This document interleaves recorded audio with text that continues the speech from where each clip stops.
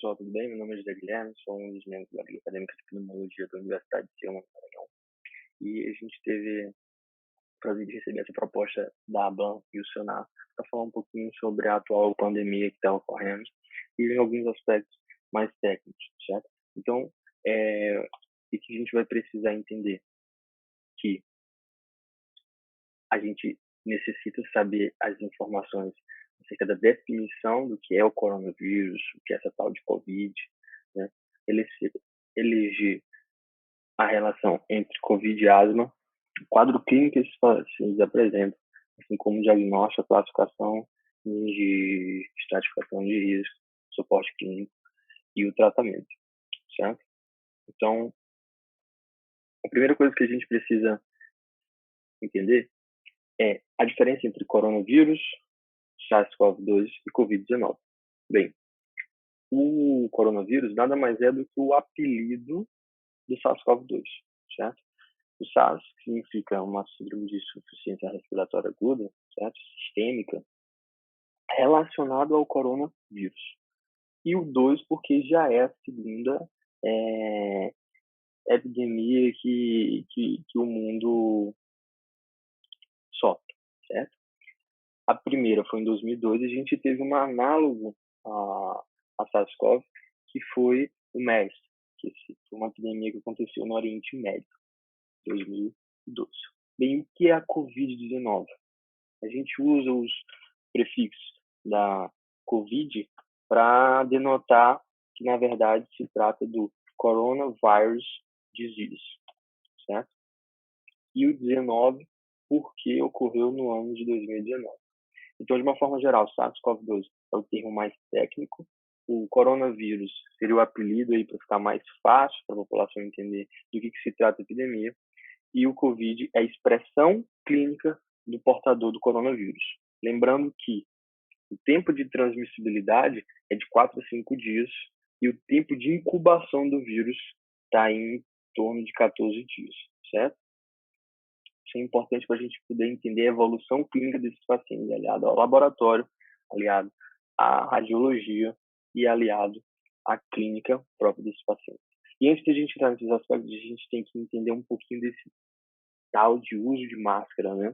Que está sendo de uma forma absurda o desabastecimento em quase que todo o território nacional, certo? Então, quais são as duas máscaras que a gente tem? A gente tem a máscara cirúrgica e a gente tem a máscara de 95.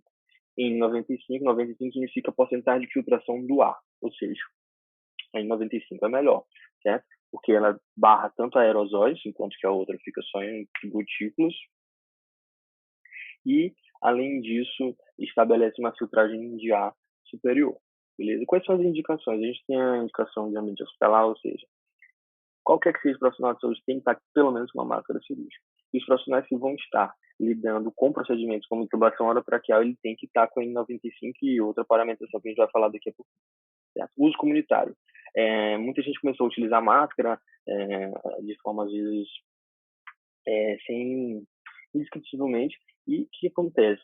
Um paciente que não tem o coronavírus, ele é assintomático e não tem o uso da máscara por muito tempo, acaba umidificando ali, certo? Então, no momento que o coronavírus entra em contato com a superfície, então ele demora, já pelo próprio material da máscara, ele demora mais tempo ali. E o fato de estar umedecido torna mais propício para o vírus infectar e contaminar o indivíduo. Ou seja, os pacientes que não têm coronavírus, o uso excessivo de máscaras é um tanto quanto até fator de risco, certo? Então, quem deve usar máscara? Quem está contaminado pelo coronavírus ou quem participa de algum grupo de risco, certo? Então, por que, por exemplo, a população chinesa, desde antes do coronavírus, sempre utilizava máscara? Porque lá tem muitos surtos, epidemia, por exemplo, de gripe. Então, é uma forma de o paciente não expor a população a um agente etiológico que ele está portando ali, ou seja, um vetor. Ele é um vetor, no caso, certo? Então, o tempo de uso das máscaras. A máscara cirúrgica está entre 2 a 4 horas e depois deve ser trocada, e a N95 dura aí, em média, 12 horas, certo? A proteção individual. Quais são os equipamentos ideais para o atendimento de quem está na linha de frente? Bem, é esse capote que vai dos pés à cabeça, como propé, 2 pares de luva, se possível, outro capote por fora, um capote mais simples para barrar pelo menos aerosol, máscara N95, óculos, face helmet, certo? Higiene das mãos de forma bruta mesmo, certo? A cada avaliação do paciente é recomendado que haja uma esterilização, por exemplo, de estetoscópio, oxímetro, enfim, o que a pessoa estiver portando por fora dos equipamentos de proteção individual, certo? Então, a lavagem de mão incisiva. Bem, com a relação do COVID e a asma? Bem, o paciente asmático ele já é portador de uma doença do trato respiratório. Ainda mais a asma, porque a asma é uma hipersensibilidade, principalmente via mediada eosinofílica, e no momento que o paciente asmático tem contato com alérgeno e o paciente normal tem um contato com o mesmo alérgico, o paciente asmático ele tem de fazer uma reação exacerbada daquilo, certo? Mesmo que não seja patológico, mas ele acaba fazendo uma inflamação sistêmica e, além disso, acontece o remodelamento, que faz parte da fisiopatologia da asma.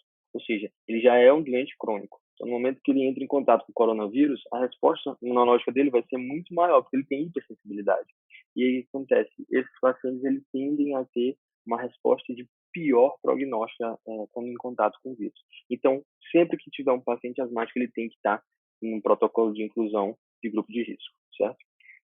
Esse protocolo de grupo de risco está relacionado bem intimamente com a restrição do convívio social, certo? Ele não tem que ter convívio social com outras pessoas.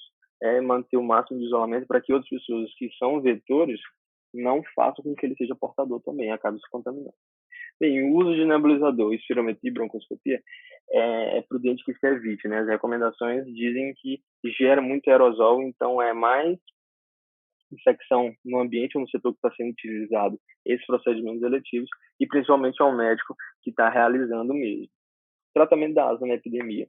Continua o tratamento padrão, inclusive o broncoespasmo, mas o corticoide, logo em primeira vista, foi feito ali um alarme. Não, melhor não usar corticoide, porque se o corticoide ele modula o sistema imunológico para baixo, ou seja, no vírus tem mais fonte de virulência ali. Só que o que foi visto? Que isso é uma contraindicação relativa. Dependendo do quadro, o paciente se beneficia mais utilizando o corticoide do que não usar, principalmente pacientes com doença pulmonar obstrutiva crônica, né? A gente vai falar um pouquinho mais lá na frente. Então, o quadro clínico desses pacientes. O principal estudo que foi feito no Hospital de Wuhan, ele teve um N de pacientes, 138, nos quais 136 tiveram febre. Então, isso é um dado muito significativo, porque quase todos, 98%, na verdade, aproximadamente ali, quase 100% dos pacientes vão ter febre, certo? E grande parte desses pacientes vão ter fadiga. Então, isso me mostra o quê? Que quando o paciente expressa o quadro clínico, a primeira semana de evolução é um quadro sistêmico de gripe, ou seja, é aquele mal-estar geral, beleza?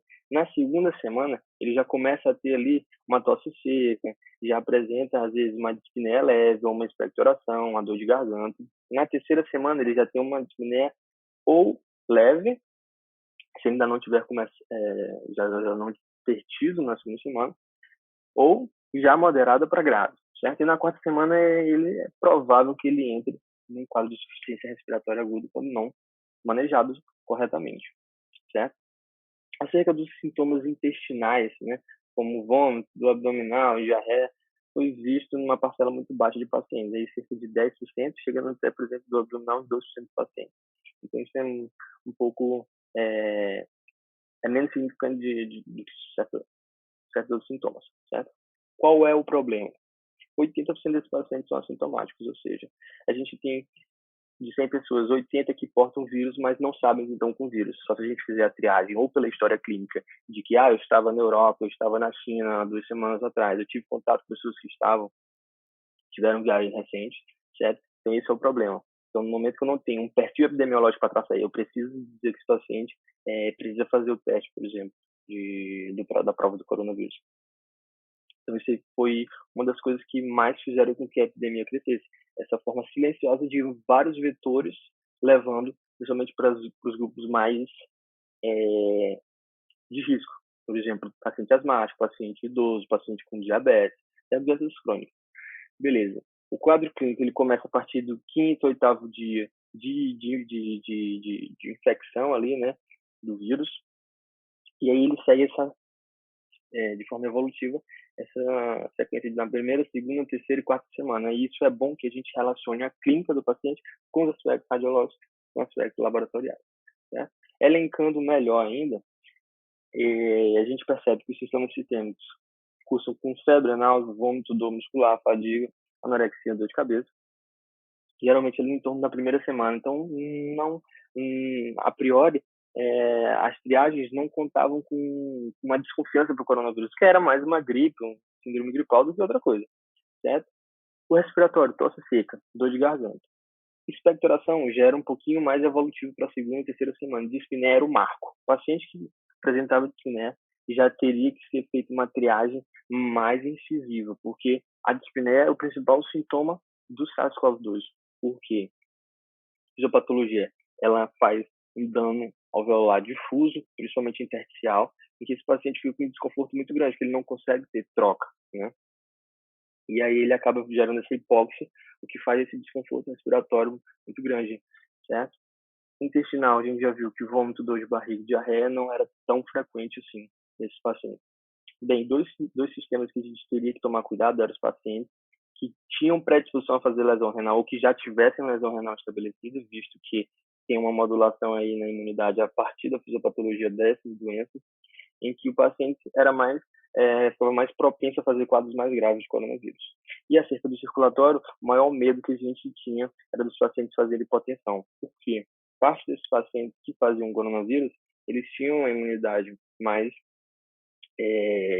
diminuída, fazia com que tivesse uma porta de entrada maior para oportunistas, por exemplo, com bactérias. O paciente fazia uma pneumonia, da pneumonia fazia um quadro de sepsis, entrava em choque e tinha hipotensão grave, certo? Então, o principal medo do sistema circulatório era esse medo de coadjuvantes com o coronavírus, ou seja, complicações do coronavírus, certo? Então, um diagnóstico desses pacientes. A gente tem que elencar uma tríade. A tríade que se baseia em aspectos clínicos, aspectos radiológicos e aspectos laboratoriais. Se a gente utiliza aquela mesma didática de semanas, a gente tem um paciente que tem na primeira, na segunda, terceira e quarta semana. Certo? Nos aspectos clínicos, a gente já definiu que a primeira semana, síndrome gripal, era uma desconfiança muito pouca de que o paciente teria o coronavírus. A segunda semana já começa a evoluir com uma tosse, uma expectoração, uma tosse seca. E segunda para terceira semana ele já apresentava uma dispneia moderada e na quarta semana uma dispneia grave, certo? Os aspectos laboratoriais, a gente pode se basear também nessa curva de evolução. Na primeira semana, o paciente não tinha alteração laboratorial significativa. Poderia ter, no máximo, um hemograma com linfopenia, certo? Na segunda semana, ele já começava a alterar ali as provas de inflamação sistêmica, ou seja, aumentava um pouco a PCR, aumentava um pouco o VHS, aumentava a procalcitonina, certo? Entre a segunda e a terceira semana, e da terceira para a quarta, ele já tendia a fazer eventos trombóticos. Então, poderia alterar o dedímero, às vezes poderia alterar o BNP. Alguns pacientes também acabavam fazendo um aumento de interleucina 6, que gerava uma síndrome citocinérgica. O paciente entrava num quadro inflamatório muito forte, certo? Então, a gente vê que os laboratórios eles encaminhavam de acordo com a gravidade do paciente. Lembrando também que a gente sempre deveria fazer o padrão de semelhança entre os exames dos aspectos dos sistemas, ou seja, precisava ver a função renal do paciente, a função circulatória, a função de coagulação, certo? A função de imunológico, então precisava fazer um painel macro. Além disso, a gente tinha o diagnóstico de exclusão pelo painel viral, ou seja, meu paciente dava negativo para todos os outros tipos de vírus identificáveis. e aí ele continuava com esse quadro clínico suspeito, então poderia fazer um diagnóstico